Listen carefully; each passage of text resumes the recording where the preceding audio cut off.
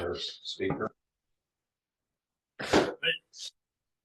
Good evening. I'd like to call to order the Town of Ulysses Planning Board meeting, February 17th, 2026. First order is a roll call of board members. Jeff McDonald. Linda Little. Carl Pankowski, Chair. For tonight's agenda, we have the following items.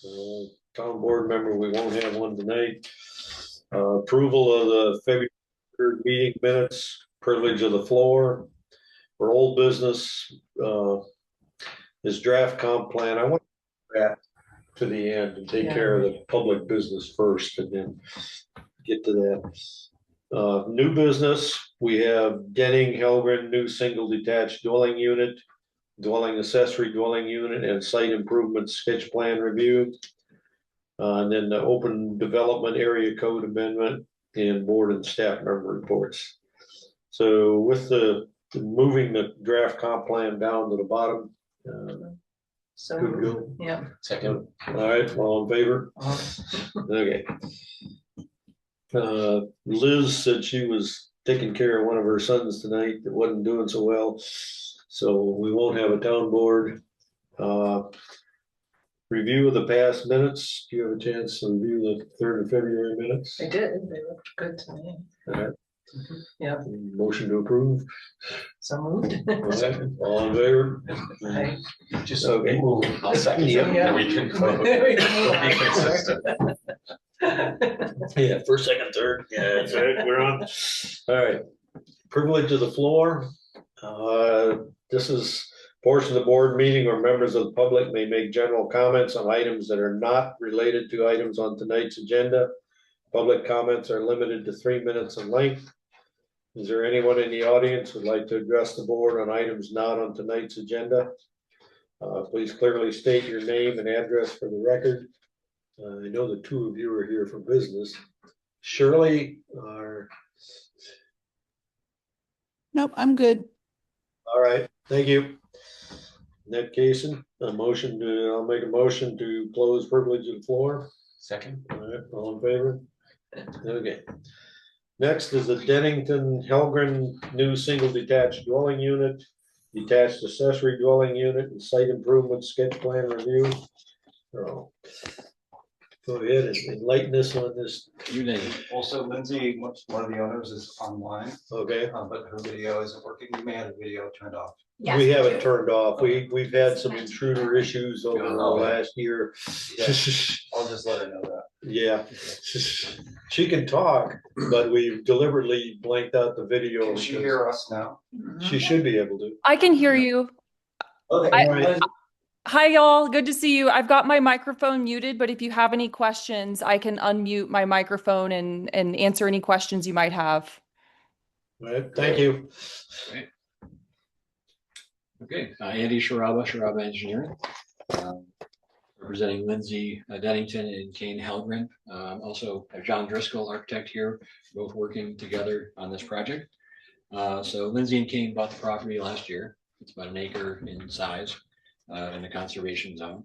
And their interest is in putting up a single family home on the property, which is allowed with site plan approval in this zone. Is also the property's in a unique natural area and in the slope overlay zone. From the beginning of this project, Lindsay and Kane have been very, very adamant about really trying to keep as many trees on the property as possible. And so we've spent a lot of time on the site mapping out trees, looking at trees. The drawings you have in front of you, where we've located all the trees that are either 12 inches in diameter or larger.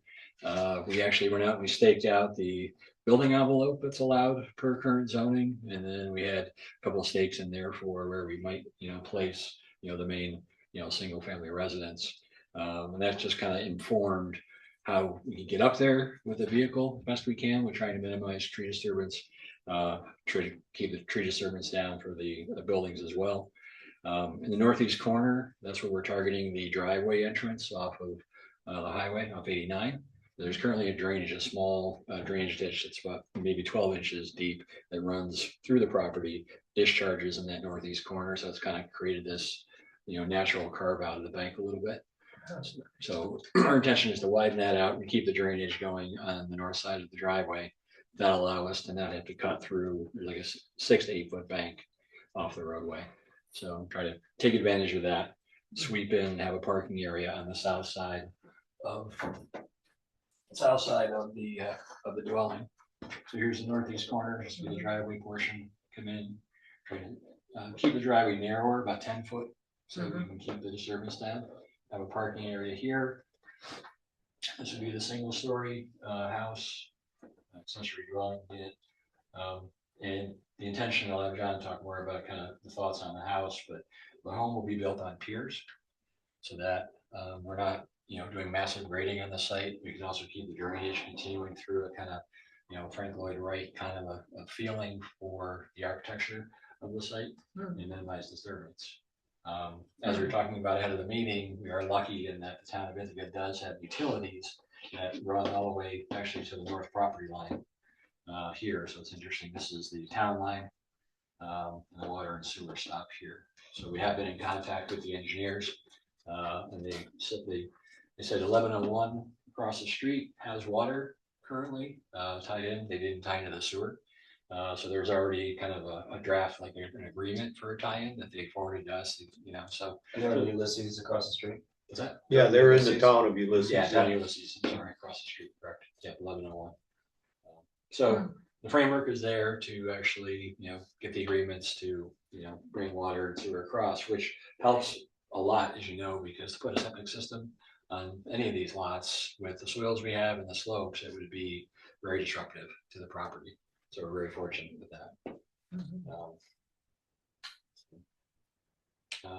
During construction, Lindsay and Kane and some family members do plan to help with building construction. They have an Airstream trailer that during construction they would like to park here as their construction trailer, very nice construction trailer. So that would be there temporarily. Just want to make everybody aware of that. It's not a permanent fixture, but it'd be there during construction. And it would just be on the parking area pad. Is that the way to offset the corners on the driveway? You You can get it up there? Yeah, it's gonna be interesting, so. And because we're not proposing any sort of a garage or huge storage areas, they are interested in a couple of small storage sheds. Very interested in their interaction with Black Diamond Trail, so imagine some bikes might be stored in this upper shed here, so they can walk up and get up to the Black Diamond Trail. This shed is, gearing is probably for tools, for Kane and so forth. That's kind of the site portion of it. We'll talk about the. Yeah, the design, there's, I don't know if you can see, but there's a clump of trees right here and there's a clump just behind the building site. So Lindsay was very interested in trying to preserve those trees. So we're thinking about, being outside of the canopy because the root system is about the same diameter as the canopy of the tree. So to do that, we're going to cinch the pier foundation in a little bit and then cantilever the house out a bit, like maybe 4 feet on either side. So that creates a pretty long, thin house. But then architecturally, do you have these drawings at all? Or like, I made copies. This is a That blow looks up. pretty, no, we don't. That's the one I talked to you about when I did something along this line, because we didn't have anything that Yeah. Oh, gave us some This idea is, what it was gonna look like. Do you want one? He makes my drawings look really bad. Well, No comment. I thought this would be a good opportunity to do a nice rendering Yeah, and by hand. So often nowadays, everything's computerized and Yeah. it really captures the feeling. So, you mean there was no AI? right, no AI yet. Although at some point, they're gonna be like, well, how do we know that was hand drawn? It could have been done by AI. Yeah, We're right. right at that juncture. So the roof line, it's a vaulted ceiling. It's like a cathedral ceiling. So that the upper level is clear story. That's like a clear story level. And then there's a mid roof that's like a porch roof. So it's 1 story. Yeah, that.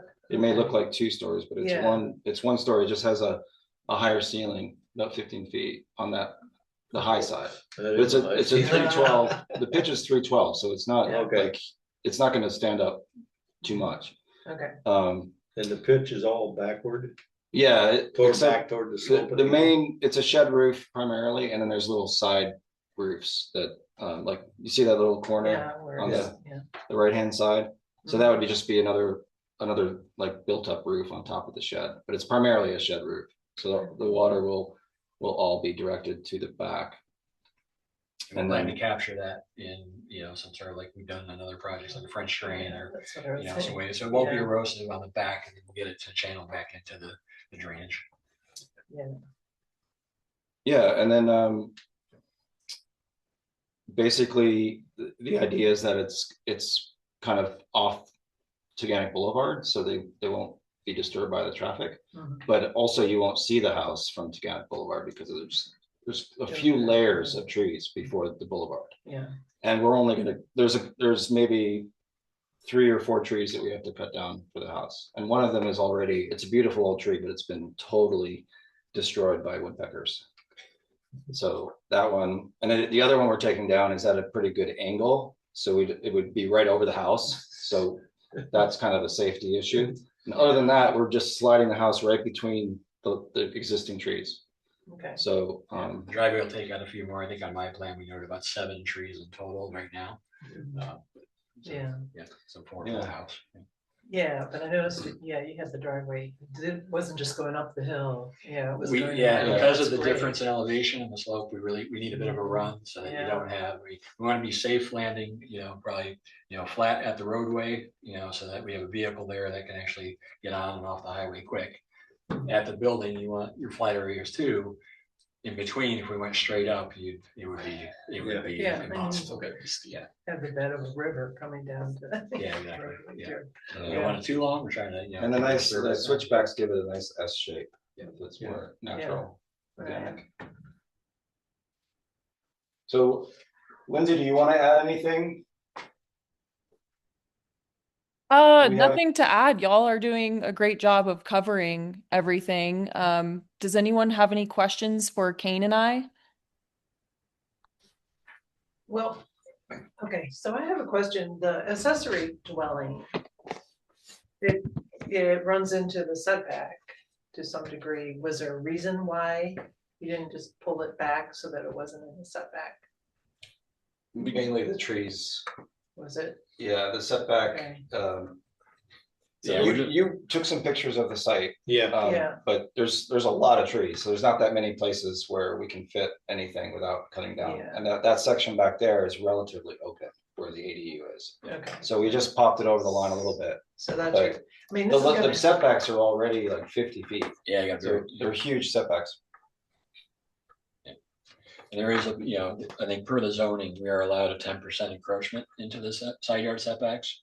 Right now, I never heard that before, I saw that note on Yeah. there, in my reading I'd of have to back and read the zoning. but yeah, To see if there's anything like that. For outbuildings. yeah, it was for accessory dwelling units, not for a primary building. Yeah. Okay. And I could have read it wrong, but that was No, my reading of the code. So yeah, I didn't make it up. I meant to read that, I didn't get in there, but. is Niels on? Oh, Yeah. Niels, is that right, is that why they don't have, or so they don't have to go to BZA? So there's a provision, it's actually 20%, not 10%, but for accessory structures, you can go in to a side setback. Yep.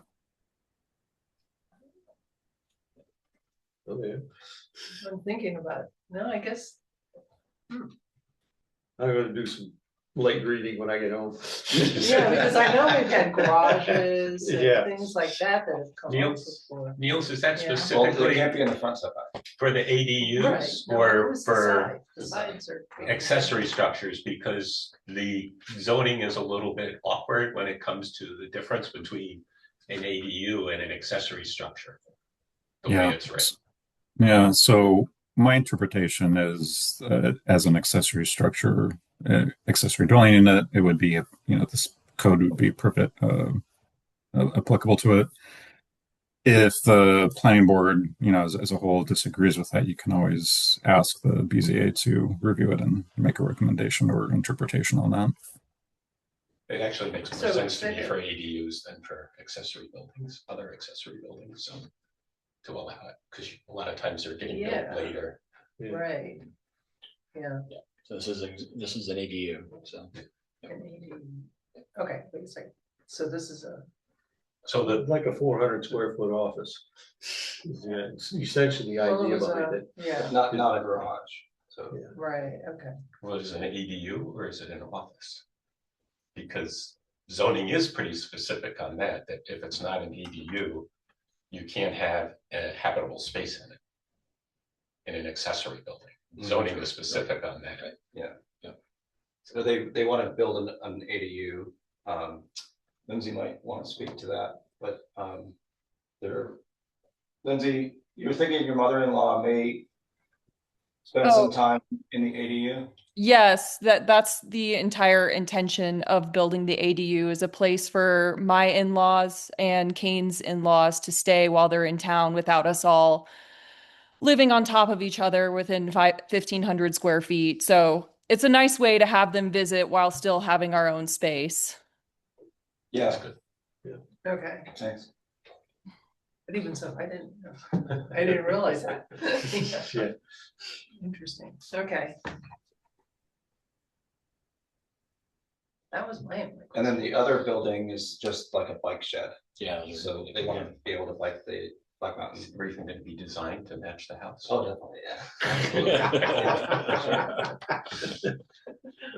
No, because they go right up to their property goes right to the Black Black Diamond Trail. Yeah. So ideal if they're bicyclists, that to keep your bikes up there instead of dragging them up the hill through Yeah, the trees. It's all downhill to take it back from there. Yeah, it is. They gotta come back. But it's only 3%, so Yeah, it's not too bad. although the old e-bikes, it was hard. It was- The ones I rented years ago, for me, out of shape. The new ones go whizzing right along. I know when I walk the dog up Yeah, there, they're like. they come motorcycles. zooming by. yeah, Anything else? no, I'm good, looks nice. Yeah. A good addition to the town. Mhm. So, okay, so what do we have to do?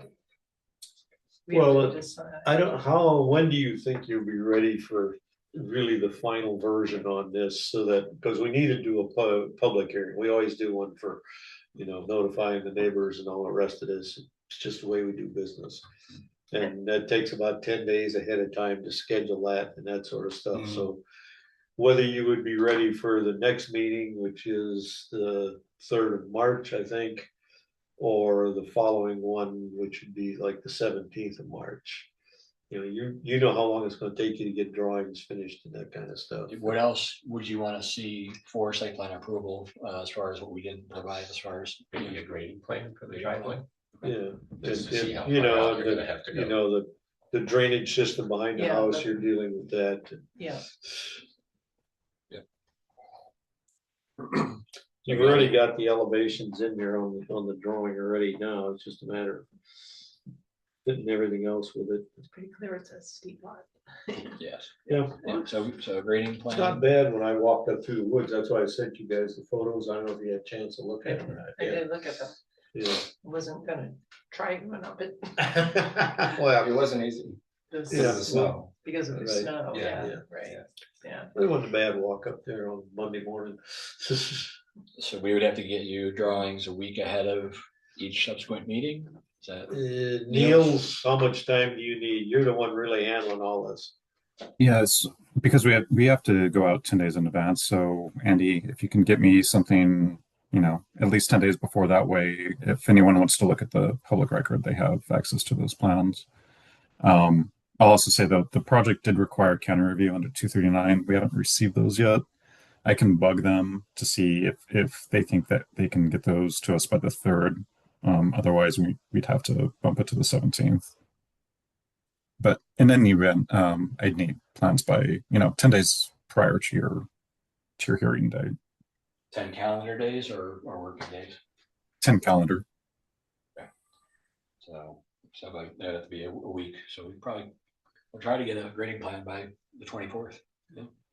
Yeah, well, worst case, it'll slide to Yeah. the 17th of March. Sure. And Niels will let us know whichever it ends up. It's You just, may have to anyway for him to get the feedback from them. Yeah, so we'll see what we can do in a week here, and if that's the push, yeah. well, because we would need to, Niels, can we tentatively set up a public hearing that matches whichever meeting it's gonna go to? I mean, we can get the ball rolling for that. So can we shoot for the third then? Yeah, shoot for the And third. hopefully that'll happen. Yeah. And Yeah, I it's- mean, Yeah. yeah, well, we can start it for the third, and then say worst case scenario, the county doesn't give us comments, by 7 o'clock PM on the third. Since it's already on your agenda, we don't have to go to notice again. It'll just be, you can just say something during that meeting that, we don't have this information and we're kicking in the hearing to the 17th. All right. Thank you, good luck. Thank you. Thank you. Yeah. Thank you. Yeah, Thanks. have a good rest of your meeting. Yes.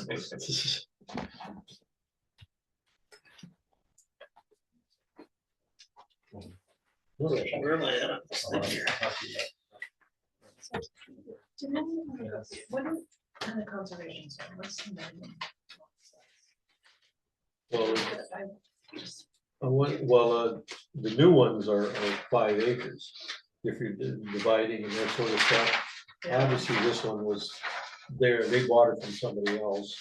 Oh, okay. This one was there. That's what I thought. It Yeah. was- Yeah, remember when we, year and a half ago, we divided that, I wanna say 1574 or something, there was an inland lot that the driveway went up, and they had to move it to get the width of the 5 acres and that stuff up in there. So it's 5 acres Is it of the 5 or conservation. four? It's 5, Okay. yeah, it's big, Yeah. it's like 400 foot of We haven't frontage. had them. Yeah, well, we had that one there, they split a lot, and they made Right. 2 new ones out of it, but, Yeah.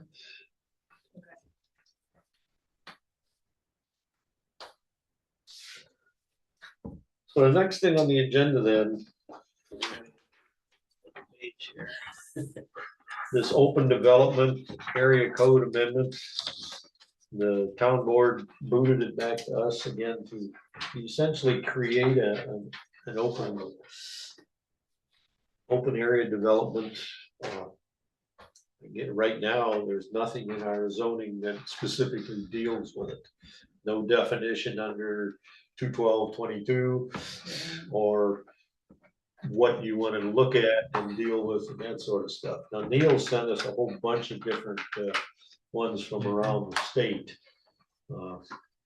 Some, Pretty interesting. yeah, It's a some pretty- of them are really detailed and that sort of stuff. And I know when I called Linda tonight, because it took me a while working through that Excel spreadsheet, and I just started printing them out so I could, throw them side by side and look at them. I think it's interesting because we've just been doing it basically to deal with landlocked Right, parcels. A lot of them are using it as a development tool so that you don't have to have road frontage to build lots. So instead of flag lots, they're having a shared driveway. And then I think some of them are like, you could build 4 houses off of that one driveway, which I think is really cool because it really, Yeah. for the areas where the town has water, it would be a really nice way to up the density without trying to string more houses out along right on the roads road or front. Right. having to build Yeah, a right. road. And having to go back in. Yeah, Cause that's the challenge. You end Yeah. up with landlocked Yeah. fields. Yeah, and so a lot of them, they talk about the entrance road looks like the flag and the pole on a flag lot, Yeah, right. So, but that's not our charter because we're just dealing with the well, if current one, right? we're doing Or- current, but if we're gonna This talk is- about No, amending. this, the they're code, looking then- for more, the town board is looking for more general way to set this up. There's 2 of them down there along the lake shore right now that we booted to them, that I don't think they've finished either one yet. Because they're really looking to try and figure out, because that's why I put this Excel spreadsheet together to get a better feel for just how many properties are we potentially dealing with. Right, Both on the lake shore and throughout the town. right. But were they looking at, the decision to no longer have flag lot. I mean, I Well, you would agree still with have, you. you would still have flag Like, lots. yeah, but the decision that you don't need a flag lot to subdivide into multiple places, that's what we would be deciding. Yeah, I think You know. a good example would be actually the Prince property that we just Mhm. looked at on, you know, that you could easily have done, you know, this An kind of thing, easement. when easement through, Yeah, a driveway through, and then depending on which ordinance you were looking at, you could even, or lots back there or whatever, all coming Yeah. through. But I think it, when I look at it, because of the size of the lots and everything, you could just do it for general lots, or you could limit it and use it as a way to up the density in areas that have water. Yeah. Yeah. Which to me is more helpful than just letting anybody go Yeah. back and into farm fields and do it that don't have water. right, yeah, right. Yeah, because there's a good number of these 7, 8, 10 acre lots that are trapped back in behind there. That would certainly be candidates to put multiple properties on. Mhm. You know, multiple houses on, particularly those around where you've got the water district. Because otherwise we're just gonna Well, keep ringing roads, you know, Sure. with houses along the roads. That's it. Yeah. So, Kind of a- So when I was looking and thinking about it though, I was just thinking that, you know, this is pretty straightforward. People already have agreements in their deeds and what, you know, That's the thing I don't know, is to just how many of these are really detailed in there. Like You the know, last we've one, been just driving this way. I forever. wouldn't buy a field without a deed. well, but Yeah. like that last Yeah. house, that last house we did, Uh-huh. that we had to do one of these for, doesn't have any official access. They're The- dependent on their neighbors' Oh, charity to be able to get in yeah, there. and to me, it's like, okay. Yeah. But that's naive to, you know, Well, I Go think along there, with that, there but- are, yeah, I've come across it a couple times on these lake shores where a road has been there for decades as an access road. Even though if it's not in the deeds, it's pretty hard to get rid of it. You know, meaning that it's so essentially. you think it might recogni- not be in the deed at all? It may not be in some of these deeds on the lakefront. Niels, how difficult would it be for me to do come up here to the town hall and do some serious digging on the lakefront ones to look at the deeds and figure out how many of these Or you 40 can or do it so? from your home. I don't think I Yeah, can. you can, You can get into the. people's deeds, yeah. Okay, Property. Yeah. Yeah. It's Yeah. most of that's all on, we don't have hard copies of that, so it's all really through the county legislation town or county clerk. okay. Time for some education for me. Linda, I might have Yeah, to come I've up done for a that. tutorial. Well, that's good. I might have to come up and bother you for a tutorial to figure out how to do Goes to this. the big book of deeds. Yeah, it's a little tricky getting your That's what I parcel suspected. 'Cause identified, but once you get the trick of it.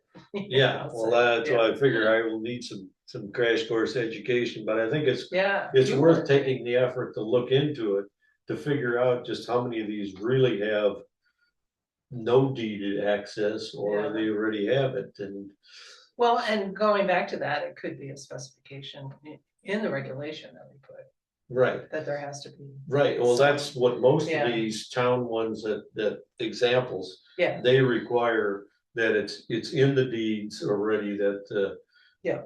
to get there, yeah, so you don't get into this okay, issue.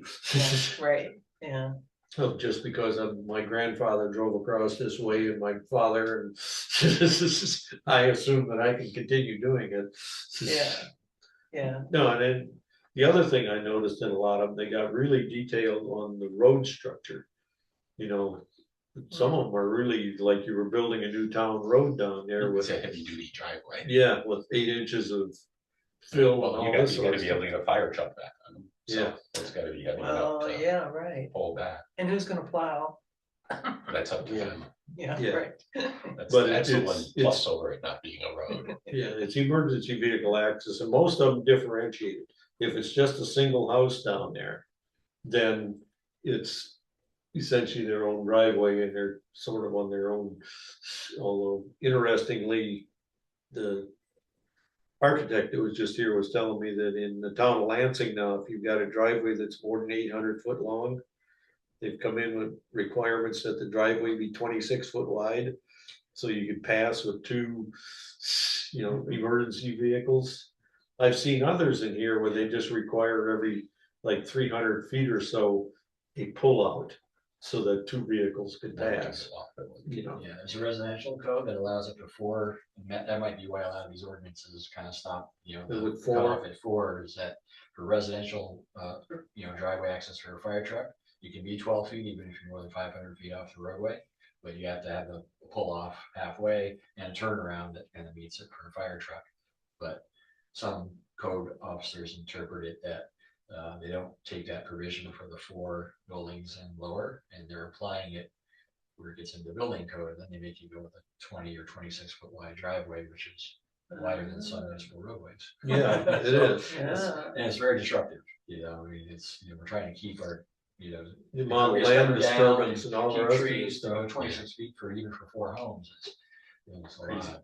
It's a lot, Yeah. yeah, so. That's why I think if we go into that, to specify, you know, a pull out every, like 300 feet or something like that, so that you can keep the driveway more reasonable, because otherwise you get into the more than an acre of disturbance, just getting back there to deal with the driveway, let alone.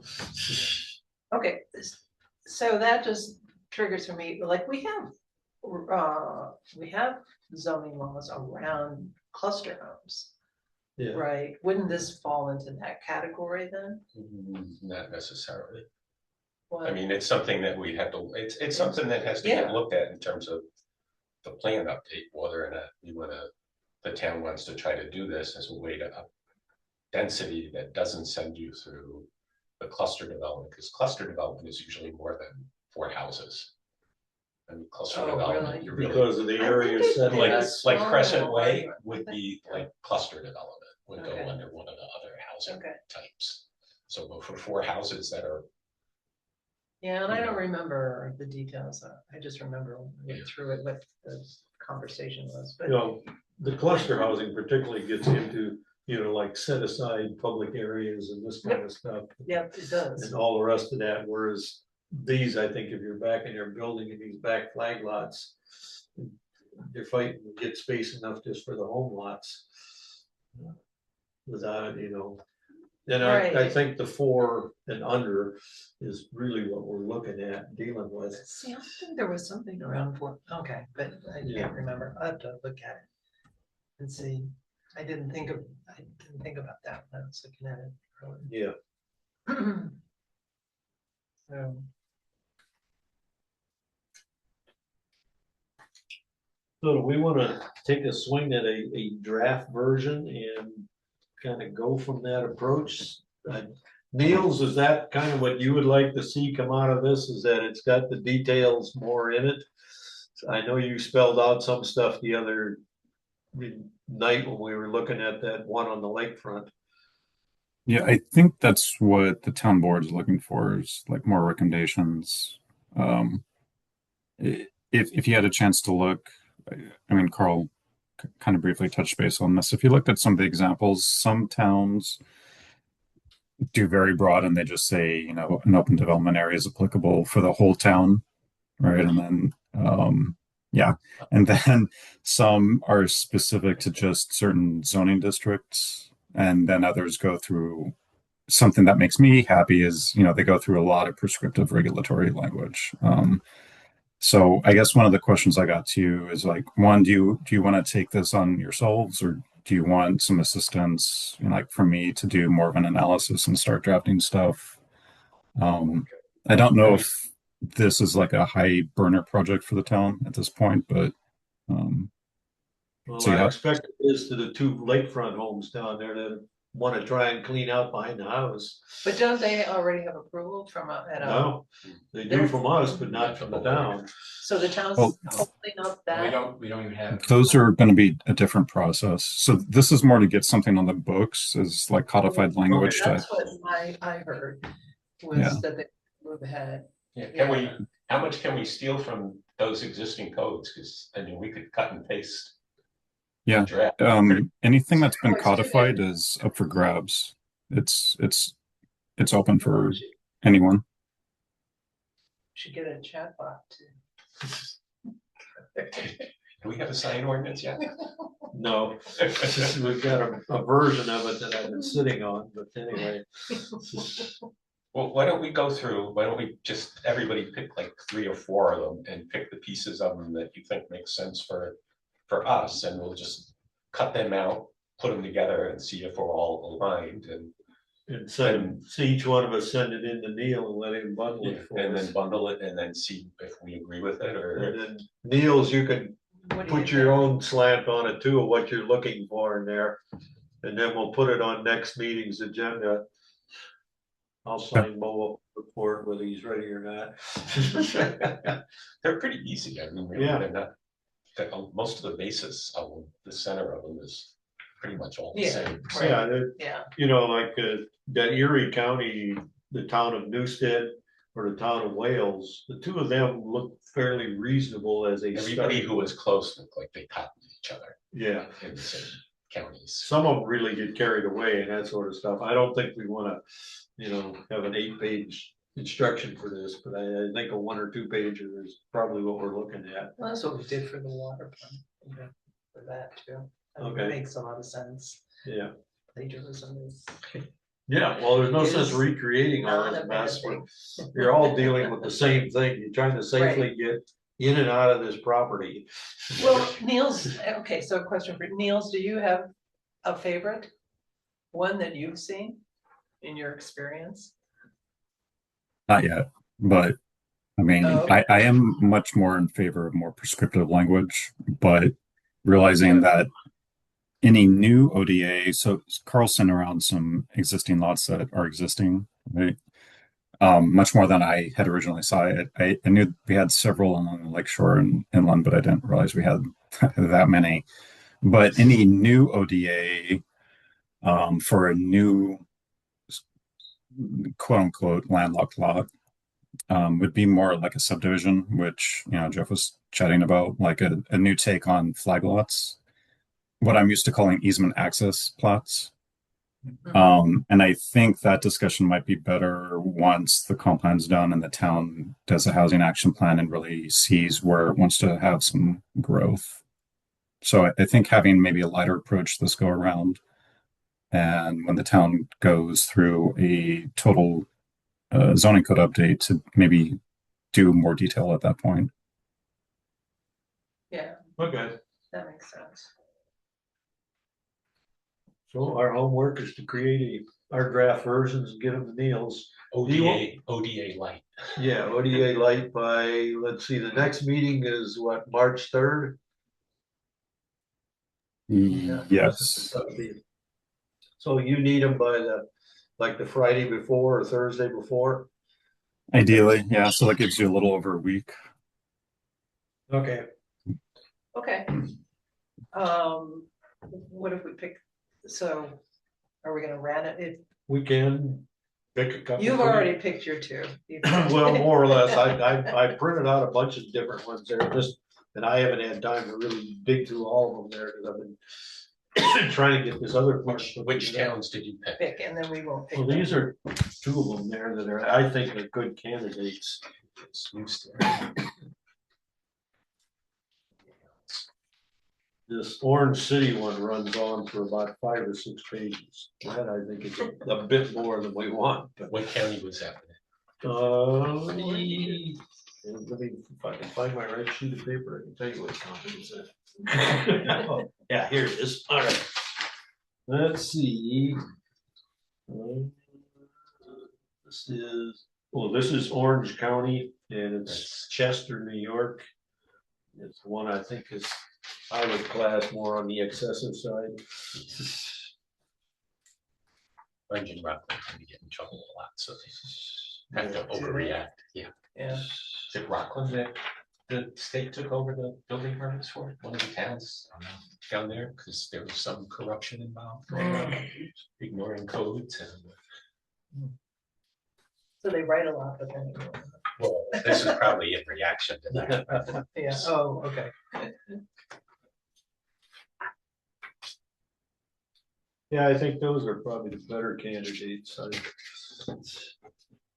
You know, Okay. pick and choose your own. It's just kind of a nuisance every time I kept opening that Excel spreadsheet.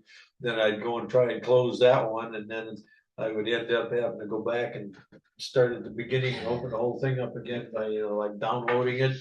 And then when I got all done, all of a sudden I realized I had about 20 things open. I had to close down. This is a dinosaur on a computer, but. So you said Newstead and what was your? Those other two one? right there, Wales. they're both in Erie County. Okay. Alrighty, That's the two I gave you tonight when I called you on the I phone know. there. Okay. But yeah, where I wrote it and it disappeared. yeah, that's fine. The other thing, there's several of them in there that just have a definition of an open development area. I think we're going to need something like that to add to 212-22, the Yeah. definitions, so that it's covered in there. Yeah, that's a good point.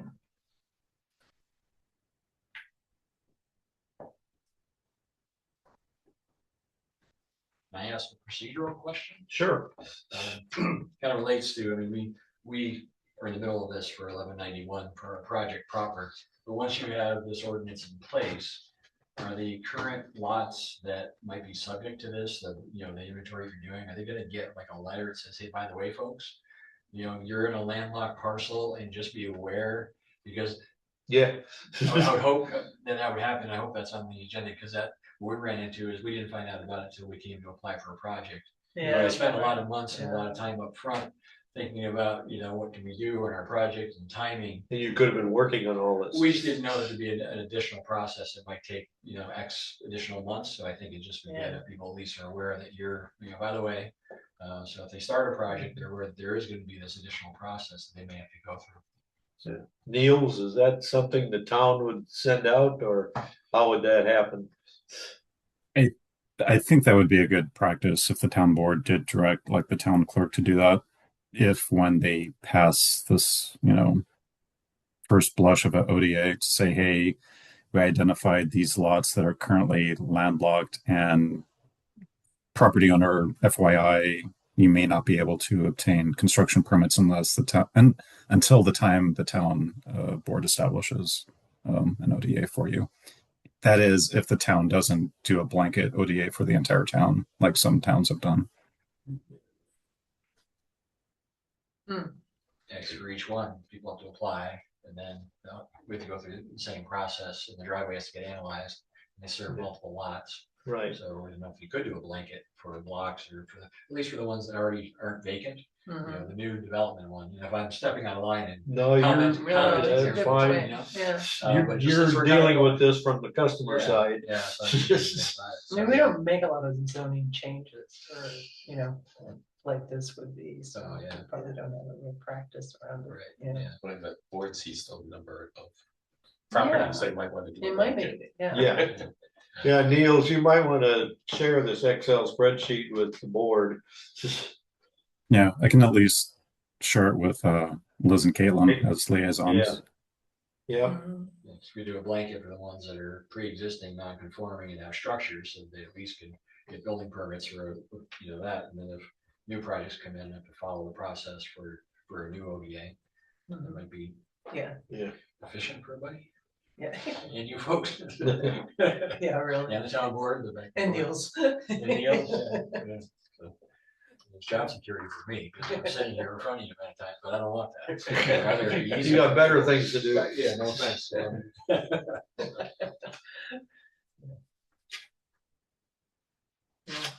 Melinda, can I make an appointment with you next week one day Oh, sure. to get a crash course on? Just let me know when you have time. Okay. Yeah. Well, I'm dog sitting from tomorrow through Monday morning, but Tuesday or Wednesday, I'll set up a time with you. Okay. Just put a little coat on them and take them down to the office with you. Well.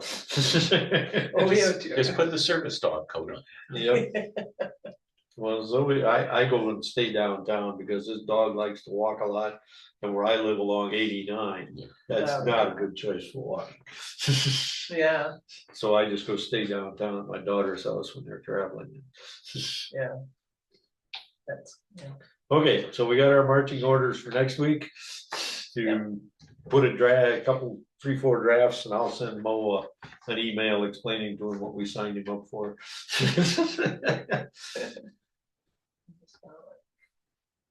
And once I figure out how to get in deeds there, deals, I'll concentrate on the lakefront first.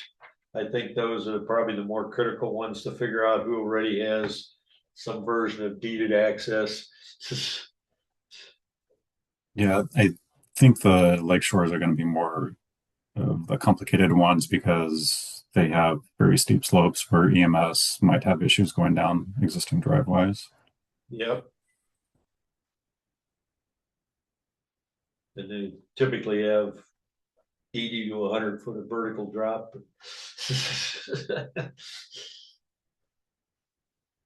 All right, I guess then that concludes that stuff. The other thing that, do you guys want to spend some time on the comp plan? The two of you, are you interested? Well, I've been going. Yeah, you've been coming every week to meetings and that sort of stuff. Yeah, we're trying to, yeah. I guess it's Sure. Jeff, up to you. Yeah. We're early. Yeah. Always a good thing. to- Because, did you both get access to the latest version they've got out there? Thank you. Yes. We'll see you again in a couple of weeks. Yes. And again. Yeah. We're, the steering committee is working its way through the future land use map, sort of a chunk at a time. You know, we're toning it down. We did get finally nailed down that the conservation zone and the lakeshore zone are going to stay as they currently are in the 2019 zoning. And they recognized all the businesses that exist along there. So Yeah. there won't be any attempt to expand it up the hill to Dubois or anything like that. It'll just be where it is, which I think makes good sense. That's a real steep slope area. And the town spent 5 years putting together what they wanted for Mhm. regulations to deal with it. Just recognize it. It was a leave it big there. controversy. Yeah, I'm sure it was. That It was a was. long haul. They did the conservation zone first, and then they spent another year and a half, 2 years on the lake shore. But for some reason, people keep trying to do that, because it was like, I was going to all the zoning meetings, and then one day, I think we missed one or something, came back, and Who's it that? was all the way up to Du Bois Road again. Oh. And so we got, one of the neighbors got interested in that, Yeah, yeah. yeah, Yeah, because there's concerned some big about it. chunks of farmland up there. Once Right. you come over that break of the hill, Yeah. then And it gets it's to be really- farmland. Yeah, it is really good farmland, and you wanna encourage it, so whatever strategies we do come up with to help farmers, you need to keep that in mind. Yeah. Yeah, and making it a conservation district would kill it, yeah, because you wouldn't be able to do anything anymore with it. Right, Yeah, just from the land disturbance issue of farming it. yeah, right, yeah, cutting down a tree, it gets, yeah, Yeah. right. So anyway, I think that's pretty well locked in. The piece out there along Waterberg Road and Indian Fort.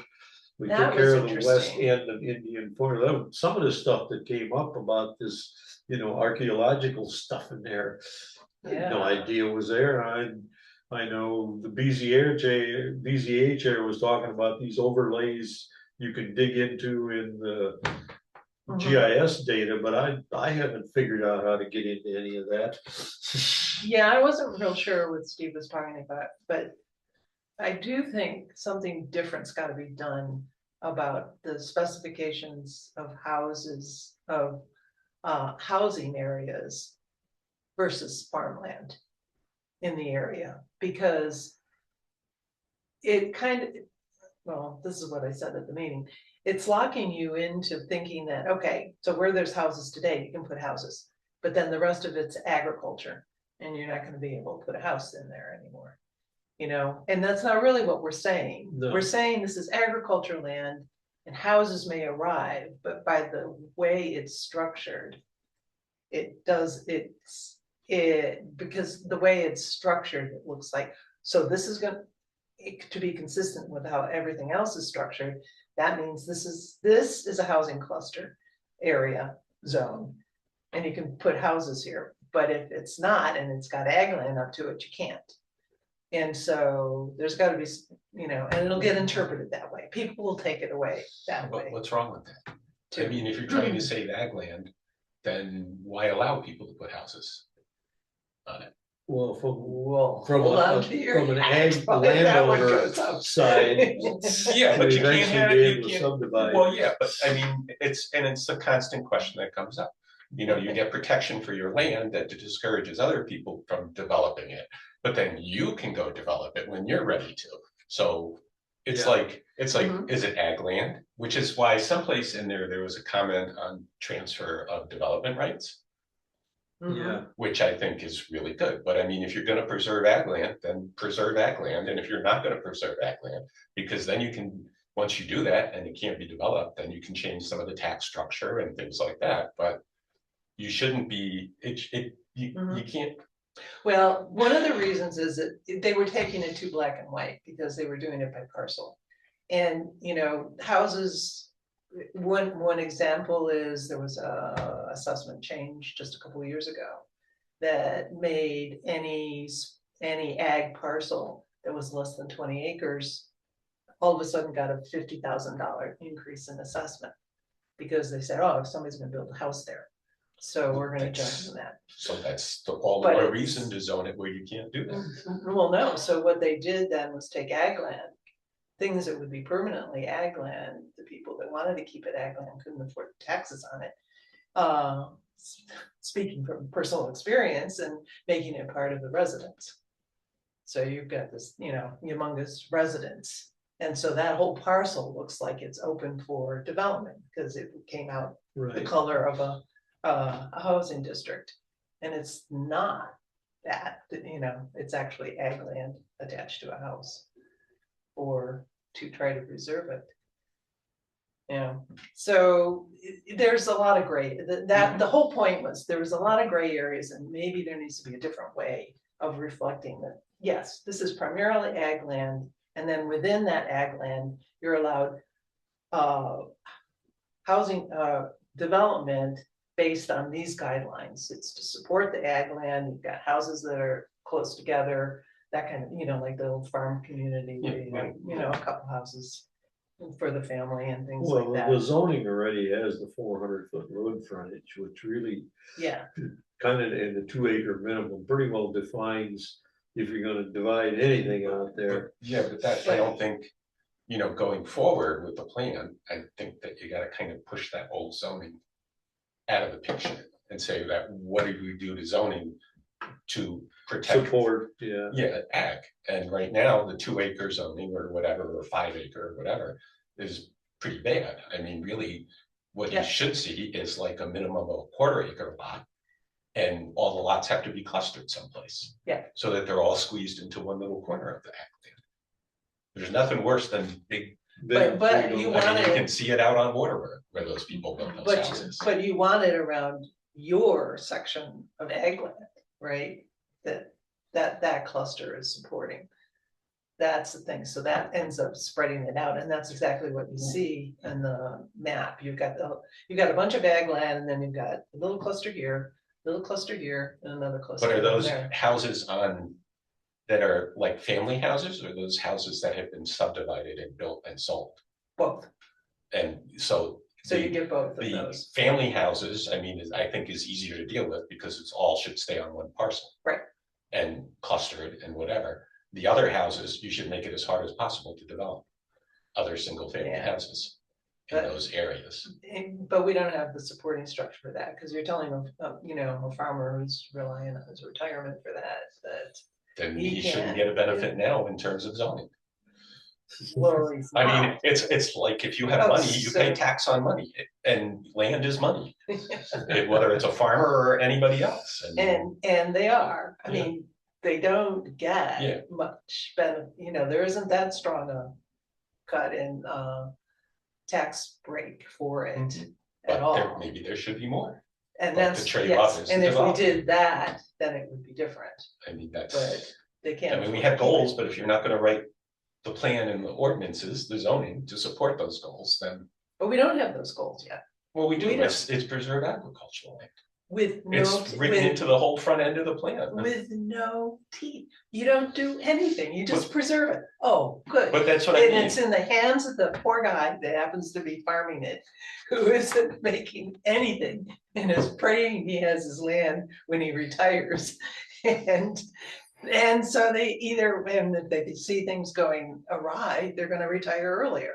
And nobody's gonna be able to afford to come in and buy that land. and There's make only, it how many agriculture. farmers are left in the county, in the town? I mean, half of them are Well, are that's the gone problem. anyway, right? So everybody, So- right, so then, Please share some stuff. with people. so then. Yeah, and that's exactly what's happening, because the taxes are so high, nobody can afford to buy the land to be a farmer anymore. And the only ones that have it are the ones that already own it.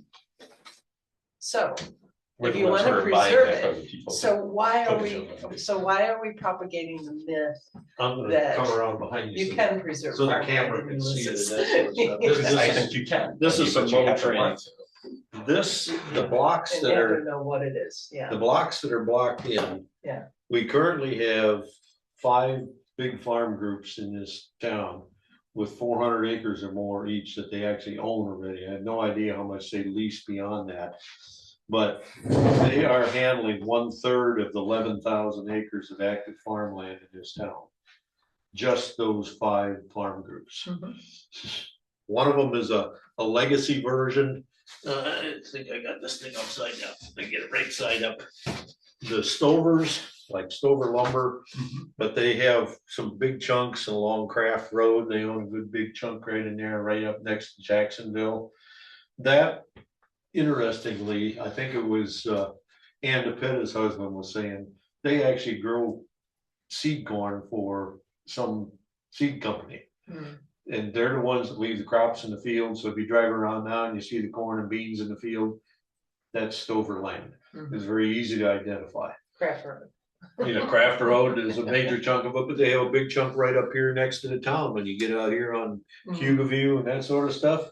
Half of the land along there is Is it? theirs. Yeah, I was surprised that they leave the beans in the field. I knew they were leaving the corn in the field, but there was about 40 acres of beans up there as their seed crop. as a seed crop. Yeah, Yeah. they harvest it the next spring.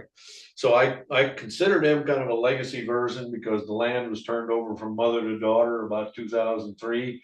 And it's still in the family, been in the family, some of it for 50 years or more already. Yeah, Anyhow, then the next big one is a combination sort of of Bergen and Switzer. Because Switzer for years has been leasing the Houghton properties. Chuck Houghton's the older brother, and he wanted to keep it in farmland. So the widow made a deal with Switzer to sell all of his properties to him after he passed away here about 10, 15 years ago. The reason it took so long to complete the transfers, when he bought most of this land, it was handshake deals. There were no plats, there were no surveys.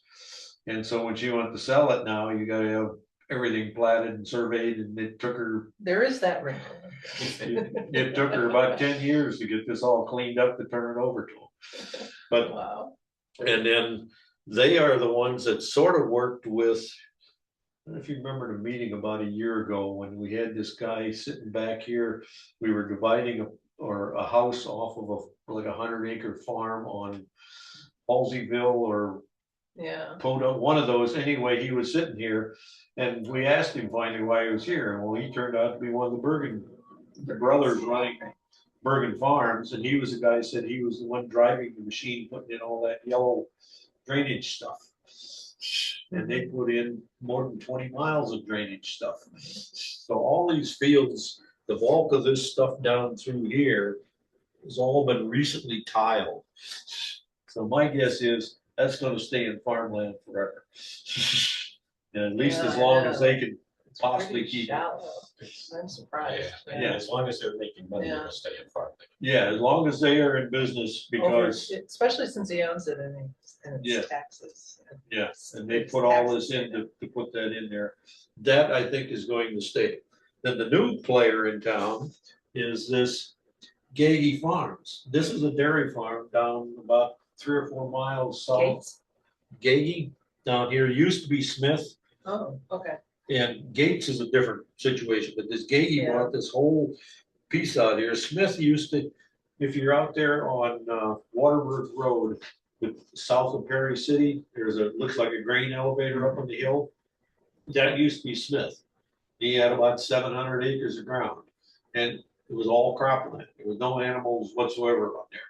Well, this Gagey Farms is a dairy farm, a small version of Bergen, down there about 3 miles south of Mecklenburg, and they bought the whole thing in one fell swoop. So I assume them and Bergen are gonna operate very similarly. You know, they need crop to feed the animals, and you gotta have somewhere to put the manure. So I think that's gonna be a big change on that. And then this other one, this Gates outfit, that has pieces scattered around through town and that sort of stuff, including the cornfield where the Dollar General was gonna go. They Oh, own, I think they own Bergen that did, piece of too. ground down there. Bergen may work it, because Gates, and there's another name for it, the Seneca Valley Realty. I took a Sunday drive one morning to figure out where these folks are located, what they look like. He's in Burdette. Yeah, Yeah, I know. and well, it's over in Burdette, but it's it's a house alongside of 79 coming up out of Watkins Glen up on that hillside. And Yeah. both the Realty and Gates are at the exact same address, Mhm. but That's an address. Liz says that they actually do farming and that sort of stuff, so I don't know where the machinery is physically located in that. But all these lands look like they're in production and that, but I think it again is a crop type production. Well, So no, it's not. It isn't? No, Gates is capital. They are? Yeah. Okay, yeah. I don't know where they're And all he's looking for land everywhere. to spread. Oh, okay, Yeah. all right, so. Cause I couldn't figure out anything about them. Their CAFO setup must be someplace in In Burdette. In Yeah. Burdette, around Yeah. there? Okay, Yeah. I haven't stumbled across it yet, but that's beside the point. It's on Skyline Drive, or what used to be Skyline Drive. Okay. Yeah. Oh, that big one up halfway along the hill up there? Yeah. Oh, okay. Yeah. All right, well, that helps explain some of that. Anyway, I put this together to get an idea of what are we dealing with for farms and sort of that stuff to kind of begin to understand better. There's a group of them in the like 100 acre to 400, probably another 20 or 30 farms in that region. An interesting new one coming up down here, right on the south line down in here. Mhm. That's this, how do you pronounce this? It's OECH Yeah. Oxner. That's the organic grain farming outfit. Yeah, I've been talking to them. Yeah. Yeah. Yeah, they I think would be the Yeah. candidate for your running your land and that kind of stuff. Well, Schweitzer does the bulk of Okay. it, but we have, where we have our water line, Yeah, I've been thinking it might be too small for them because they seem to have a bigger operation, but Yeah. it would be, he would be Well, good. they're- That's the they're- kind of guy you want to encourage. right. Yeah, their website says Yeah. they're running 1,200 acres of Yeah, organic I was grains surprised for. at that. Well, they're physically located about a mile more north of Newfield. Yeah, That's where their home base is at. north of Newfield, Yeah, north of Newfield, about in West Hill area. somewhere's in there, yeah. Well, it's not that far up, but they're down close to Newfield is where they're physically at. Yeah, interesting. But they sell grains to these, like this bakery right here in Trumansburg. Well, they run a mill themselves. They run a mill Yeah. themselves, but Yeah. like there's some sort of bakery right here in Trumansburg that sells like organic breads and stuff, and they sell it to the breweries and distilleries and stuff. Yeah. So that's their niche they've set up. So yeah, they're actually renting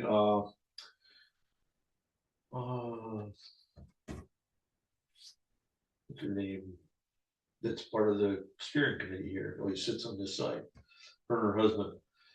They talk about out there on Reynolds Road. Oh, yeah, Roxanne. Roxanne, Yeah, that they're the ones Roxanne rent and their about property. Yeah, Have been for years. yeah, So that's the part I haven't been able to pull apart. There's a lot of rented land in this town. And I haven't been able to figure out how to crack the code on that, to figure out who's actually renting it, to finish putting the detail together on who's actually farming what. right, yeah. Well, Anyway. and that's the state of it, because, I mean, it's one way to preserve farmland. Where you make it created as an investment and then you find people to rent it and you can sustain the farming. I mean, I don't know what the best solution is to try to preserve farmland when you really want to. Yeah. You know, because the other good use of it is capo distribution. Yeah, well. You know, If we you wanna don't have, mind- if we wanna have milk to drink and beef to eat, some of that has to happen. No, there's theories about that. You Okay. don't have to do it that way. Okay. I mean, because we kind of tax, our tax setup encourages that kind of thing. Where you keep them in a small area, and they create the waste and the land can sustain it. So they go out and try to find land Area. anywhere that they can dump the manure. Yeah. And I it's grew just up on a not, small dairy farm. The rules have changed so much in the 55 years I've been gone, I would have no clue. yeah, and What the and it's- requirements are. But it's a really rough way of, I don't know, doing it. Industrial. It is. Yeah, It is. well, And that's sometimes kind of it's why I not. went looking into this, because part of the, we had these open houses and stuff, we got the comments a number of times about, we don't want industrial ag in our town. They have no clue how much is already here. Oh, the people that are living around it do. Around it, yeah. Well, it would be interesting. I'd really like to see a number for the acreage of woods cut down to expand the fields. I mean, Yeah. The fields. Yeah. that occur. Schweitzer's did a number I- around our You place. know, because you talk about Yeah. and everybody's like, oh, let's preserve farmland. It's so pretty. Well, the reason Caitlin can give a good explanation of why they're doing it. There was some deal in the tax structure, the way the county looks at it. If Right. you had these wooded areas as part of the farm and farm fields and that stuff, there was a difference to the way they were treating it. Yeah, the assessment. Yeah. Yeah, that's exactly what I'm talking about. The 20, so for me, Okay. it was because it was 20 acres. Well, there's also a woods. Yeah, Or, around it. So it is in the woods. I'm trying to keep it farmland. And if I found an organic farmer who wouldn't use wouldn't pollute your water source. water yeah. source, then it'd be fine. Or if they ran water out there and then I didn't have to worry about it. Yeah. Yeah. Is there a number, Oh, what? any place that talks about what percentage of I mean, there's other reasons to do it, but there's nothing in the plan about how many people work in ag in the town. There's nothing in the plan about how much of the town, I'll call it the GNP, because I Yeah. don't know what else Yeah, to call right, it, comes from yeah. ag. That's a good way to And so look at it. there's some monetary basis to look at it To try and justify what you're doing. and do it, because it is, I mean, you need food and stuff and everything, but it's another industry. And if you have some numbers to back it up, then it Yeah. helps too, to justify some of the other. Yeah, that's the part of the story we never do. We don't explain, all right, you want to preserve farmland. If you want to preserve it, it's gonna cost you something.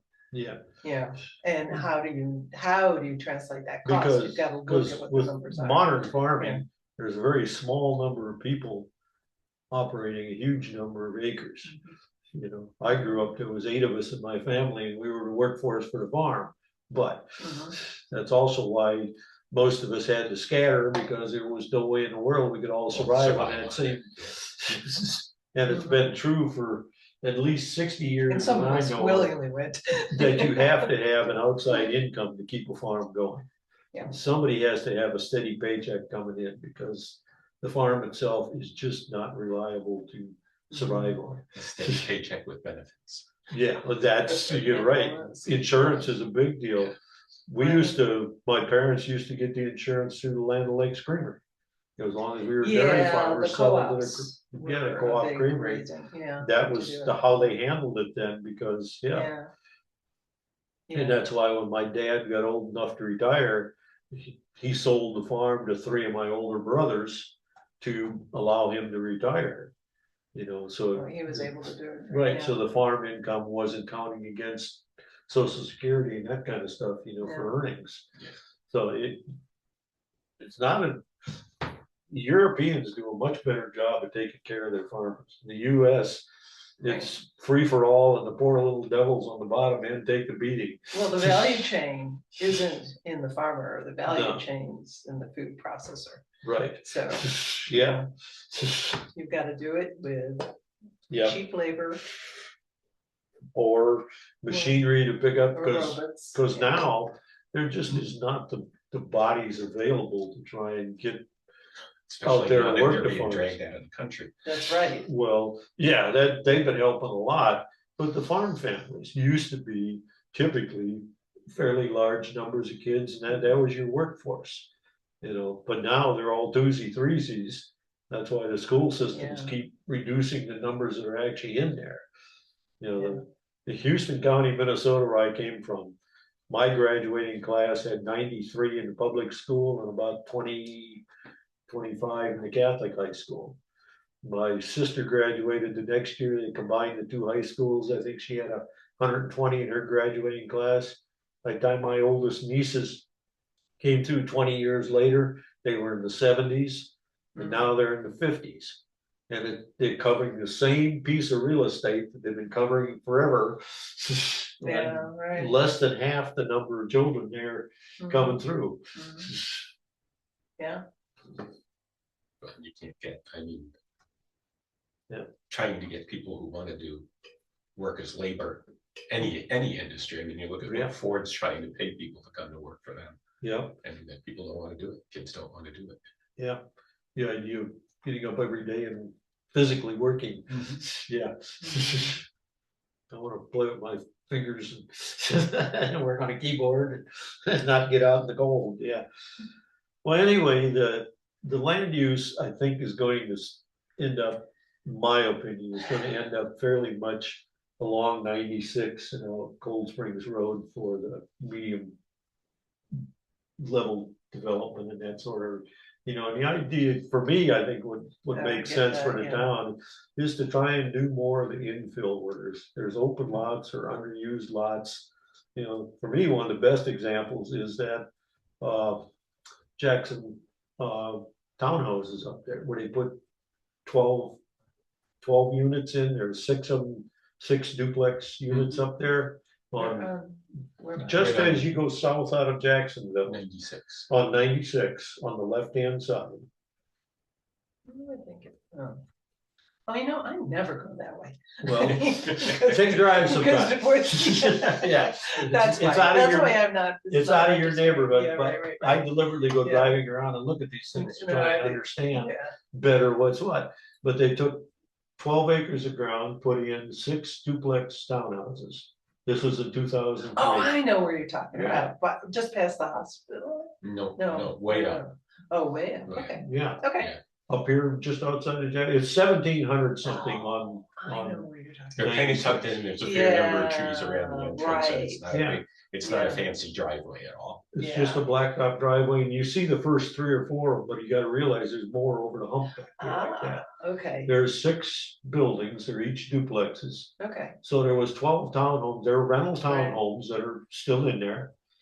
And that's, on a 12-acre piece of ground. So like some of these 6, 7, 8-acre pieces of ground, I think are candidates to put 3 or 4 or 5 of these duplex As long as you units have in. water and eventually sewer.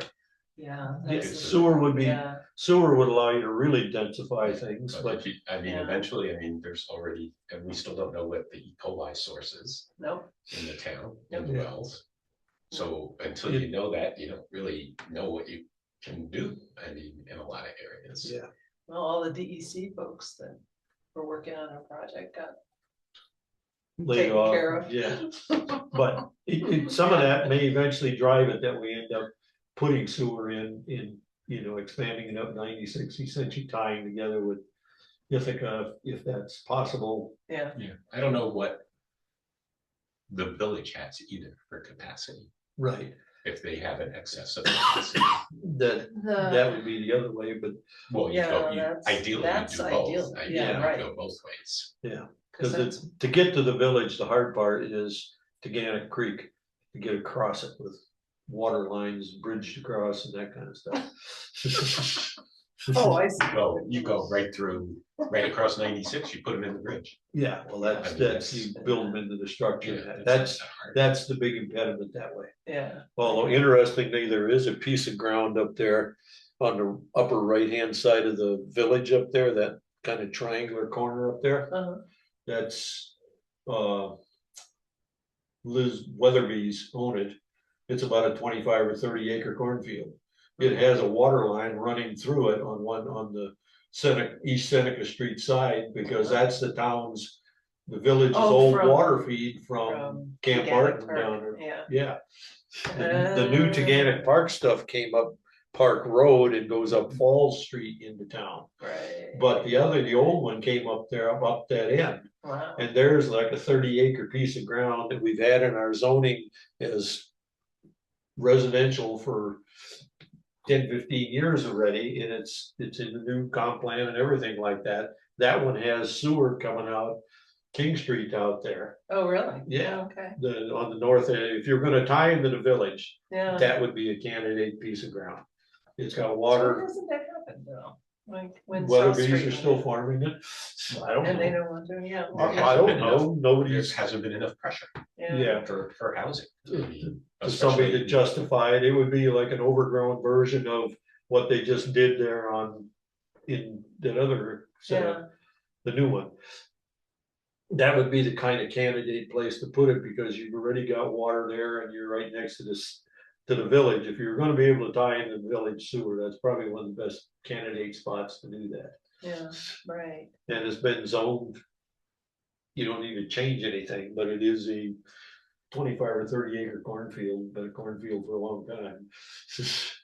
Anyway, It's not that far from the sewer plant. yeah, I don't know where the sewer plant physically is, but Yeah. it would be a good candidate in there It's on. I on think that it's side of town. lake going out of the village from Main Street, Okay, like across the school. If you go down the road across from the school, it's down there. it's down there, okay. It's gotta be somewhere where most of the village can drain to it, because you don't wanna get into pump systems and that.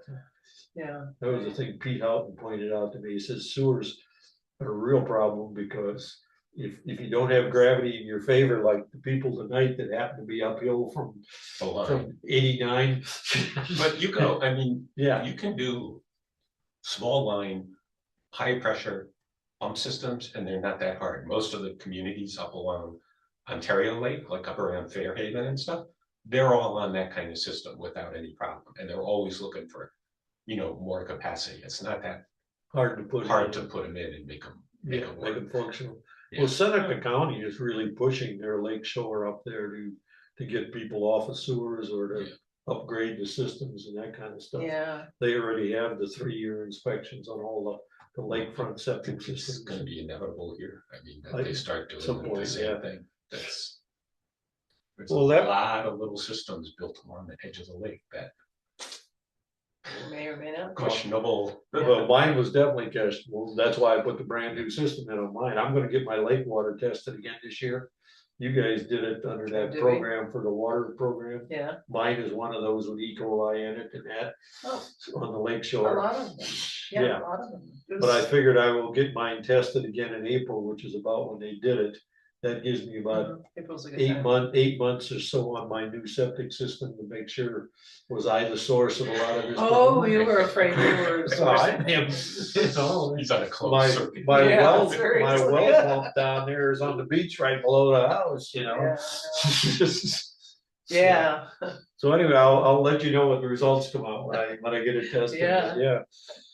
Oh, gosh. So I don't know how much chance you've had to read through the other chapters. I don't think there's gonna be much for changes in there if we're going to attempt to finish this by the end of March. Pretty Is well that with still in the stairs. offing? Yeah. to Yeah, try to do I it by think, then? I don't think there's any major plan to extend it much farther. Got so much to do around the land use yet. Yeah, Right. that's why I've been trying to push this land use to get it done. Yeah. Make decisions, don't spend a lot of forever talking about it. You need to figure it out ahead of time. Oh, that's just the way it works when you have a bunch. Yeah, I realize that most people don't have the luxury I do of spending however much time I happen to feel You like want to, Yeah, working on right. something, Yeah. like this where's all these little lost pieces of property and stuff, but. Yeah, But I think we needed to know that to understand what we're talking about here. yeah.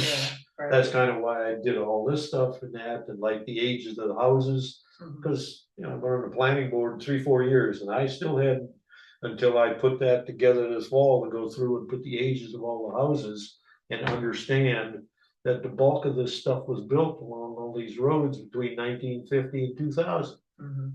There was, It was something I was wondering, I thought would be really interesting is what's the average age of, because the ownership or the age of the population is so high. yeah, That it would be really interesting to see what percentage of home ownership is back out of that far. that over 55 group, that big age group. And I'm gonna bet it's most of it. And that I most think of it them are is, yeah. homeowners. Which means, Oh, yes. Next 20 years, a lot of this is gonna have to turn over because we won't be here anymore. that's what I just said. I can't, I'm one of that group. Yeah, I'm 75 already, so I certainly fall in that group of folks that probably won't be here to see the end of this. Anyway, this, all the green ones on here, all the way, all across there, that are homes that have been, at least per the tax records, completed from 2001 to 2025. So the backside of that is, if you look at all the stuff along all these roads and that aren't green, all that stuff had to be there already before 2000. Mhm. And I've gone through and deliberately looked background to this, the age of every house from the tax records along every road in the town. And that's how I realized that the bulk of this was done between 1950 and 2000. Mhm. That's when, and the amount of farmland that's been converted, you know, roadfront farmland that's been converted to houses since 2000 is very small.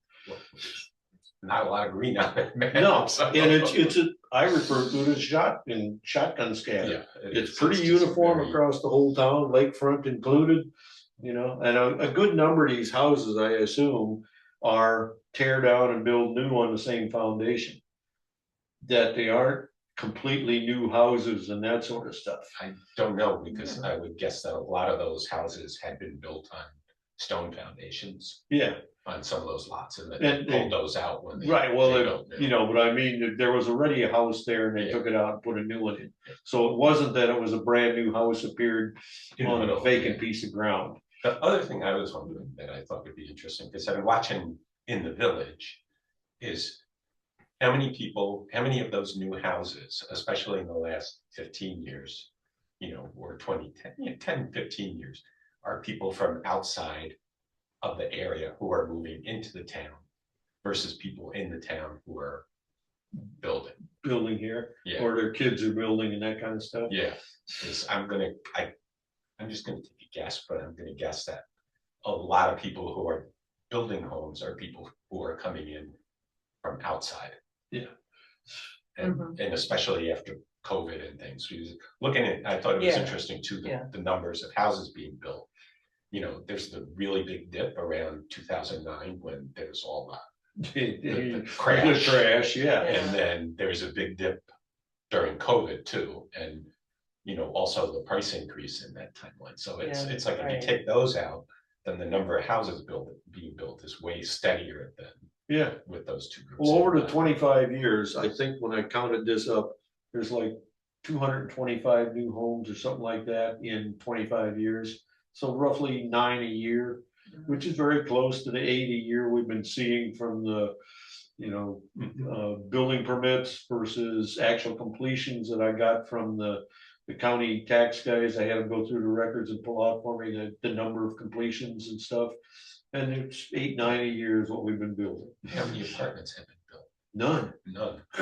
That's the scary part. Or That's the part. duplexes, that's the Right. truck, Dude, yeah. that's, The new homes coming in and people coming from outside, there's nothing that's been built to support really kids moving out of no, and Right. there are, looking for places. there are surprising in my wanderings I found, right here where Mayo Road comes in, there's a little 4-unit apartment there. Down here where Brook Road comes into Perry City, there's actually 2 4-unit apartment buildings there. Yeah. And there's another one I discovered up here on 227 on this property. Hmm. There's one on back in their driveway. They've got a 4-unit apartment back there. Interesting. But if you didn't look at the building and count the number of electric meters on the end of the building, you wouldn't even realize that it was, Hmm. it's like a big boxy house. Yeah, right. But that's the right. problem. We need to figure out somewhere where we're going to put in rental properties. If there's gonna be any Yeah. prayer of people being able to afford to stay here, kids and that kind of stuff. And that's really why, I'm pretty much in favor of the putting it along 96 where you got water. There are properties open along there, or Mhm. some of these houses that are 100 years old. Some of them are candidates to convert to put in I kind of refer to 2 to 10 units in the same piece of when what used to be there. Yeah. You look at the ones that, you were just talking about that got built. So it's not a very big Yeah. piece of right. property, and as No. long as you have water, you can. You can do that, and there's 12 units have been rented continuously for 20+ years now. Mm. And so, look at the rentals they put in Trumansburg, But the ones in Trumansburg are supported by INHS. tax credit and everything else. Yeah. If you look at what has been built in most places in terms of rentals, you have Juniper Manor, senior housing, you have INHS doing something, you have Yeah. senior apartments across on the north side of the village that got put in, some units over there. They're all publicly supported somehow. We don't have a lot of local Right. landlords who, Are willing to put the funds in to do it. And of course, the town right now, the zoning doesn't allow a lot of these units like that in there. And I think that's what needs to get fixed out of the backside of this, is to allow it so that the developers can actually put in a number of townhomes like that, a small group. We're certainly not gonna put anything in like on 13 in Ithaca, that Aurora, those 2 great big new apartment buildings that are 4 stories high, maybe 200 units or something. with $2,500 a month rent. Yeah, Yeah. but, Yeah. we're not gonna put anything like that in this town. You don't need it. I don't think we You don't want really it need either. You're too far.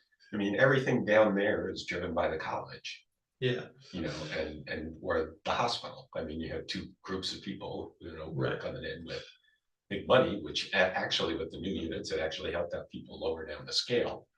because it frees up It more. frees up more better quality units. Yeah, Mhm. Better relative, but Yeah. we need simple.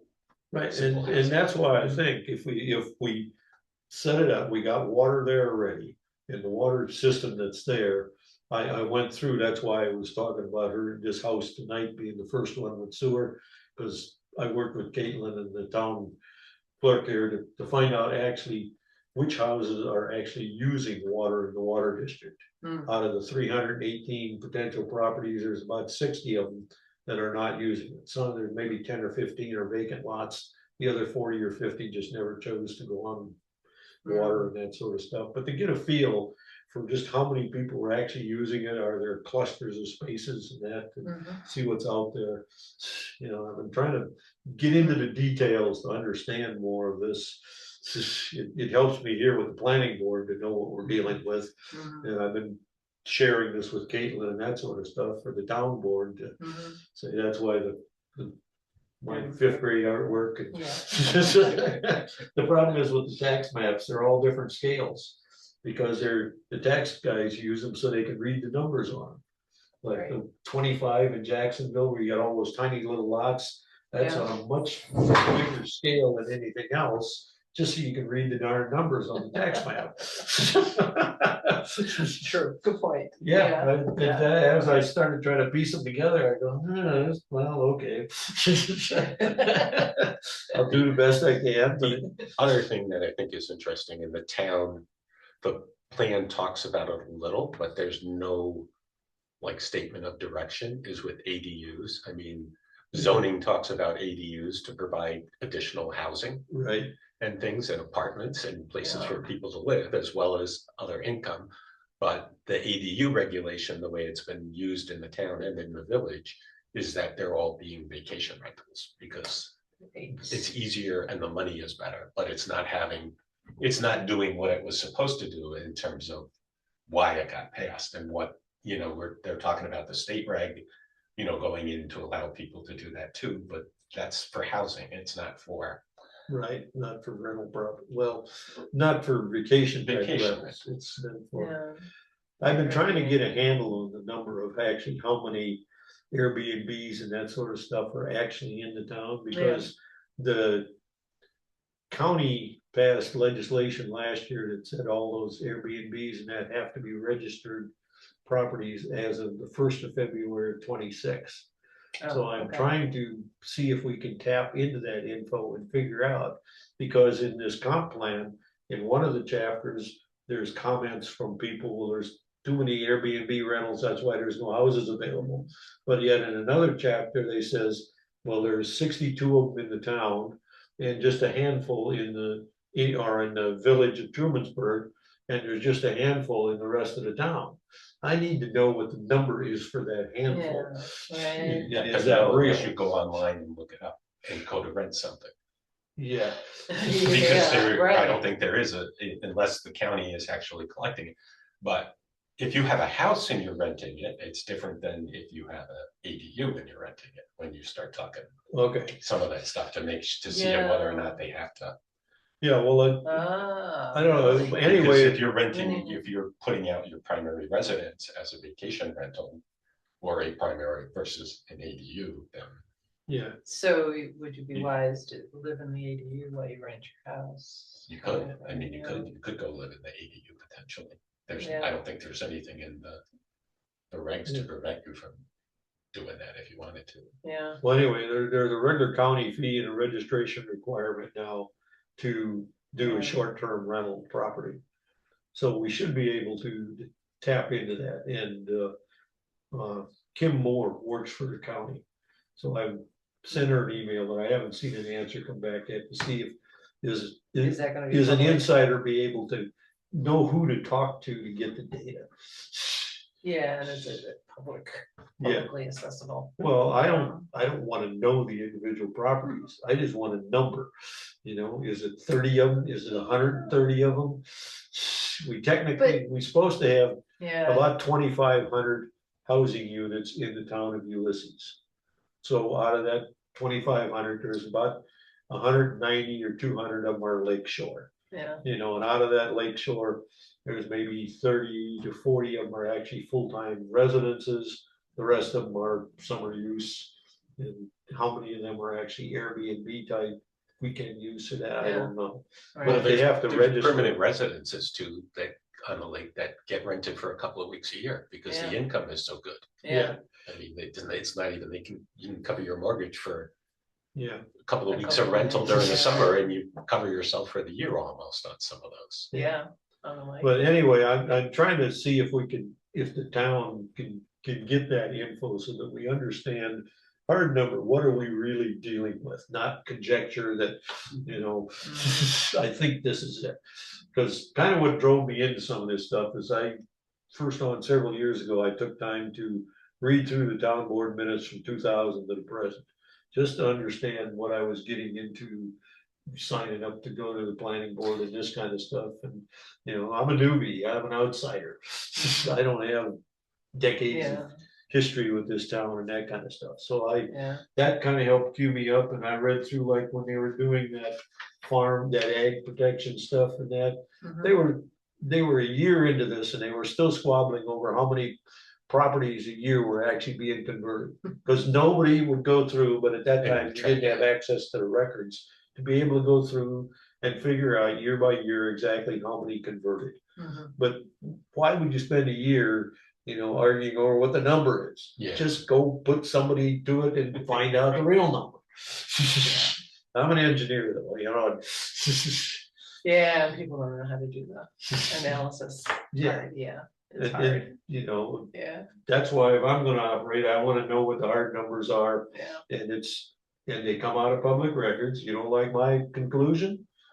Go look it up to see Figure it out yourself. yourself. Have fun. You can Yeah. enjoy it for 2 weeks like I did, Mhm. So anyway, I think the land use, if you've got suggestions there, that is probably still some to feed in exactly what we're going to do. But I think the bulk of it is pretty well baked in place. I think somebody should talk to Steve about what he was talking about, the GIS. Yeah, He's not a dummy, I mean, No. he knows a lot, and he may have a better way of representing it versus parcel by I mean, the Yeah. parcel by parcel causes. well, that Yeah. drives people crazy, but the reality is, with modern GIS data available, you can pull everything up parcel by parcel. Yeah, It's available so easy.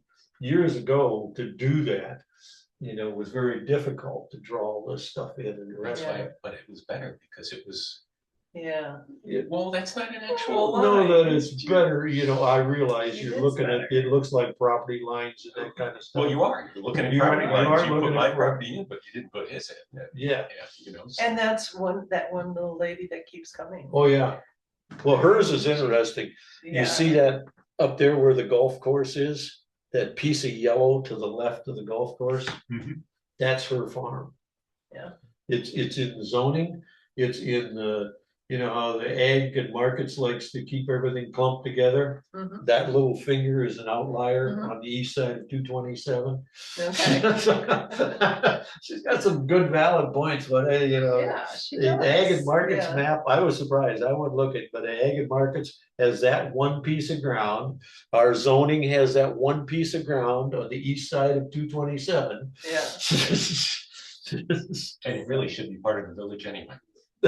Well, it's part of the golf course and that out there, but And the village should be bigger, yeah. so, and yeah, tie in better. The other Yeah. thing is, it should. the map gets done, and the map is like a snapshot of one thing, and really, it would be really interesting to do it and like say, okay, for the next 25 years, this is where we want to see stuff happen. The 10 after that, we want to see this. And instead of having a block, which is like everything for the future, it's like, well, why can't you say for 15 years, we're going to develop in this area?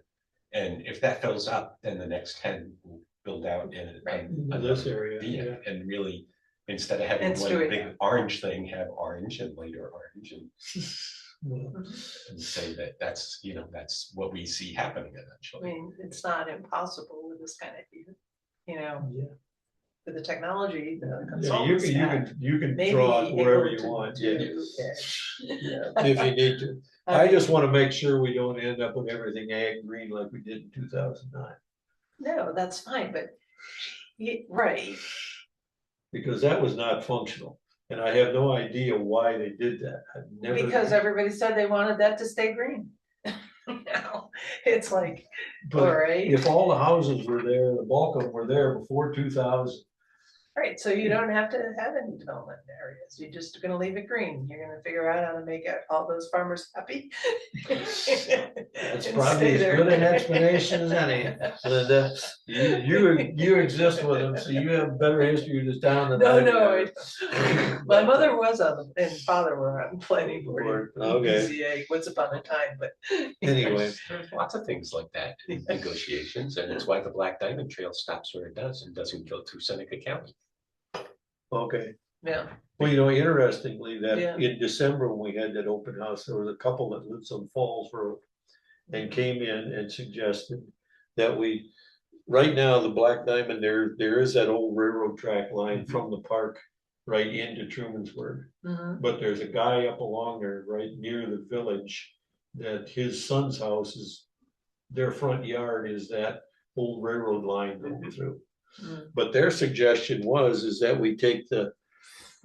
use that existing rail line that comes up there, Yeah. but cut I off. know. Okay, cut off where, let's see, this is, where am I at on here, where's Falls Road? Have it run over here.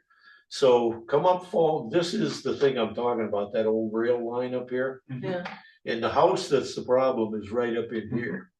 Their suggestion was to make a deal with Grassroots And come that way. and come across, because Grassroots actually owns this little access right to 96 by the grocery Oh, store. do they own it? They own this little branch right above the grocery store. So they could actually, between Smith Woods and the grocery store's parking So there's lot. a So I'm just gonna pole there, say a light that pole? it's more complicated than that. And Well, I'm we sure did it that is. With reverter clauses and. Oh, who yeah. Actually, yeah, it's, Well, I'm sure really? it's not easy, but it would be one way around this roadblock that's been blocking this for ever since they finished the Black Diamond. And to negotiate with them. And then the other thing I was looking at the other day is there is there's a snowmobile trail that cuts across from here and ties into this corner of Cuga View. Because one of the things is Cuga View brings them into Seneca County on 89, where the shoulders on the road, the blacktop shoulders on the road are about 2 to 3 foot wider than they are in Tompkins County. So trying to ride a bicycle up 89 is very tough because they're very narrow edges on there. Yeah. But if they they're use the- crumbling away. Yeah, but if they use the Black Diamond to get up here to the park from downtown Ithaca for the wine trail folks and went up this little chunk and then across here on this quiet country road and you get into 89 going north above the park, you bypass this whole tight piece of 89 Yeah. where there is no real room on the edge of the roads. Right. And you're using an existing bicycle trail to get you all the way to the park. Mhm. And the park still owns this railroad line up through there. They own the land. Hmm. Anyway, the future Interesting. issues. Yeah, Maybe, yeah. Yeah, there's different, I mean, it's the whole thing with rail trails is that Yeah. there's reverter clauses on a lot of the properties, which if it's not used for rail or anything, It reverts to the property owners get to essentially use it. yeah, and it was really easy the other way because NICEAG owned it all. Oh, okay. It's, I mean, or a At lot of least a that. good chunk of it. Yeah. Okay. Anyway. So Future since Niels is the only one on Yep. there, that one of the reasons why NICEAG gave that property to Parks is because they needed to run a gas line through Watkins Glen. Well, it was a trade. So it was a trade, so that they got to run the gas line through Watkins Glen because there was already a line through Watkins in the upper part Yeah, that they just ran parallel to in exchange for for the this. right of way, because they didn't really need the right of way. Yeah. So Well, they do that in California all the time. That's how all of the, like where the rivers come out into the ocean. Yeah. All those estuaries get rebuilt. It's Pacific Gas and Electric and Sandy or whatever, so Southern Cali Edison and that. They've done a lot of those big deals of restoring the wetlands there in So- exchange for other stuff they've done. the deal was that NICEAG was told that our environmental people in Albany would probably never approve the gas line unless They got this. we got. Well, Cool. you The gotta use. environmental people never knew, we told them that. You gotta use what leverage you got. Anyway, well, we're getting up toward 9 o'clock. Don't wanna keep you longer than that, but anyway, if you've got any inputs, the next planning or a steering committee meeting. Is there gonna be a new map? A new land use map? It'll certainly be I hope they bring the new Soon. one at the meeting at least. There is It's not another out yet, version that yeah. comes out, I think, the first week in March or something like that. They have to have the next That would be iteration out. interesting to see. Yeah, but anyway, Yeah. the several changes that have happened to the current one are that the very western two properties on Indian Fort went back to farmland. One is a great big farm field. The other one is part of one of these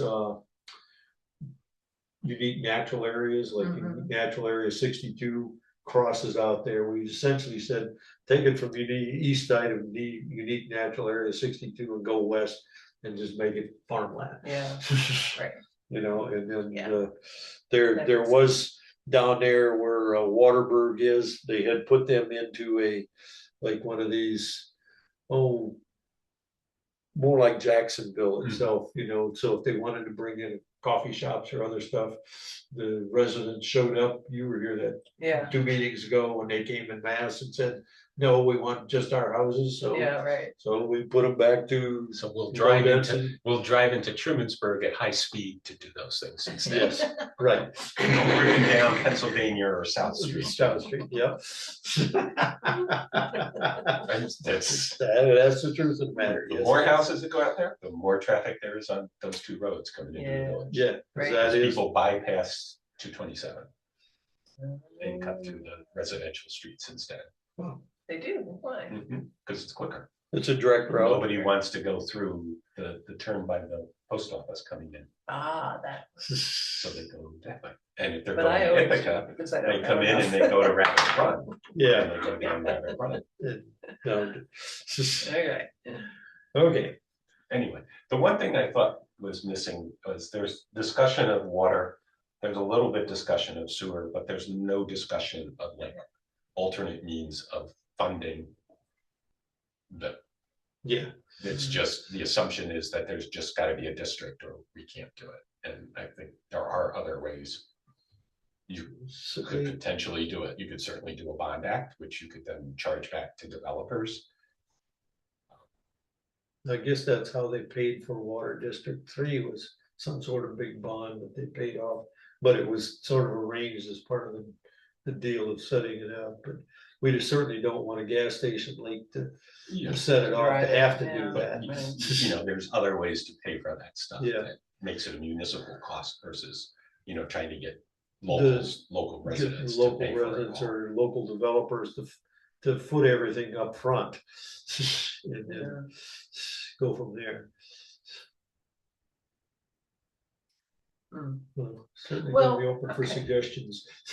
but let's see, does that fit in the comp plan? How we do Well, it? it just talks It about just it, but say- there's no yeah. mention of looking for funding. So the assumption Yeah. to me is that you're just talking districts, which are, Yeah, they're so not they gonna- don't they're not gonna have it. say, so they need at least a statement saying we should look for external funding, yeah. or alternate means of raising Financing. funding in the Yeah. town. The financing is because it's gonna come at some point. We need to have sewer systems, whether they're local arrangements, you know, that only cover short areas or, It's safer, it really would, yeah. yeah, if you're gonna grow, well, I don't know, there's probably some density threshold that would- makes it, Right. that's, you know, of some sort, That makes Yeah. it justifiable. yeah. To do a plan. Just from a safety Or- point of view, yeah, Yeah, like a well, I plan, mean, it depends on your soils though, too. And some yeah, some yeah, places, yeah, and, right. you know, again, we don't know where the E. coli that's shown up in Right. people's wells is coming from. It Maybe- could just be maybe their it's just own congenital. old system. Yeah. Or it could be But congenital. if you type it, you'll know really fast what you should be concerned about. Yeah. Yeah, Has your water stuff made any progress or is it still hanging in limbo? we're waiting for the DEC, Well, that's why I'm very. sensitive to how many people they've lost, okay? All right, No, Niels, do you have anything for us before we depart? You still there? Nope, nothing new. Okay. That order of business, I don't have no, okay, motion to send us home. oh, I move that Second. we go home. Right, thank you.